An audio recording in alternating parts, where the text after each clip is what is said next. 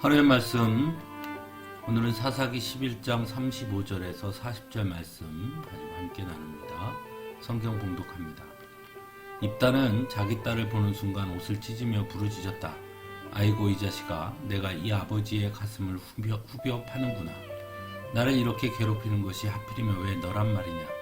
주님께 서원한 것이어서 돌이킬 수도 없으니 어찌한단 말이냐. 그러자 딸이 아버지에게 말하였다. 아버지께서 입으로 주님께 서원하였으니 서원하신 말씀대로 저에게 하십시오. 이미 주님께서는 아버지의 원수인 암몬 자손에게 복수하여 주셨습니다. 딸은 또 아버지에게 말하였다. 한 가지만 저에게 허락하여 주시기 바랍니다. 2달만 저에게 말미를 주십시오. 처녀로 죽는 이 몸 친구들과 함께 산으로 가서 실컷 울도록 해주시기 바랍니다. 입다는 딸더러 가라고 허락하고 2달 동안 말미를 주어 보냈다. 딸은 친구들과 더불어 산으로 올라가서 처녀로 죽는 것을 슬퍼하며 실컷 울었다. 2달 만에 딸이 아버지에게로 돌아오자 아버지는 주님께 서원한 것을 지켰고 그 딸은 남자를 알지 못하는 처녀의 몸으로 죽었다. 이스라엘에서 한 관습이 생겼다. 이스라엘 여자들이 해마다 산으로 들어가서 길르앗 사람 입다의 딸을 애도하여 나흘 동안 슬피 우는 것이다. 아멘. 때로 성경을 보면서 하나님이 조금 너무한다 싶을 때가 있습니다. 오늘 우리가 만나는 입다의 이야기도 그런 것들 중에 하나가 아닌가 싶습니다.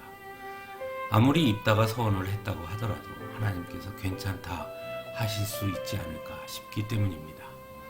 왜냐하면 그 대상이 입다의 하나밖에 없는 딸이기 때문이죠. 하지만 하나님은 전혀 무대응으로 일관하십니다. 그리고 입다는 자신이 서원한 것을 그대로 지킵니다. 결국 딸은 죽음을 맞이하게 됩니다. 그렇다면 이러한 이야기를 통해 성경은 우리에게 무엇을 전하는 것일까요? 하나님의 무린정함 또는 냉혹하신 하나님을 말하고자 하는 것일까요? 성경을 볼 때 중요한 것은 어떤 하나의 이야기가 모든 것을 말하지는 않는다는 것입니다. 그러므로 그 이야기가 전하고자 하는 가장 중요한 핵심이 무엇인지를 보는 것이 성경을 바르게 보는 시작점이라고 할 수 있습니다. 그런 의미에서 입다의 서원과 그 딸의 죽음의 이야기를 보면서 하나님의 냉혹하심이나 무린정함을 말하는 것은 그 이야기를 통해 전하고자 하는 의도와는 완전히 벗어난 것이다 라고 말할 수 있습니다. 오히려 입다와 그의 딸의 이야기를 통해 성경은 하나님과의 약속의 무거움에 대해서 말한다고 보는 것이 합당하다고 할 것입니다.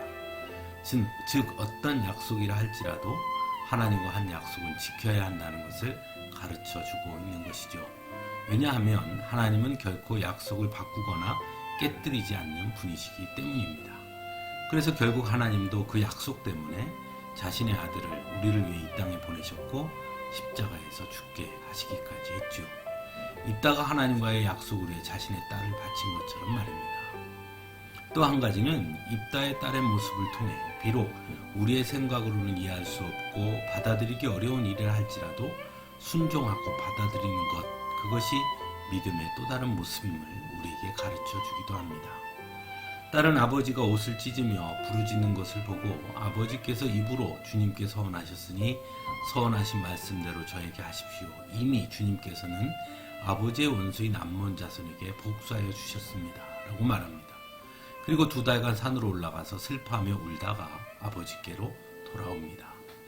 입다의 딸은 도망치지 않았습니다. 또는 그건 아버지의 서원이니 내 할 바 아니다 라고 외면하지도 않습니다. 그는 자신에게 닥친 일보다 하나님을 먼저 생각했기 때문입니다. 그리고 하나님께 한 약속이기에 마땅히 지켜야 한다고 말합니다. 바로 그것이 믿음이라는 것입니다. 믿음은 우리가 이해하는 것이 아닙니다. 그래서 때로 믿음은 무모해 보일 때도 있습니다. 그럼에도 하나님의 말씀을 믿는 것입니다. 눈에 보이는 것보다 하나님을 먼저 생각하는 것이 바로 믿음이라는 것입니다.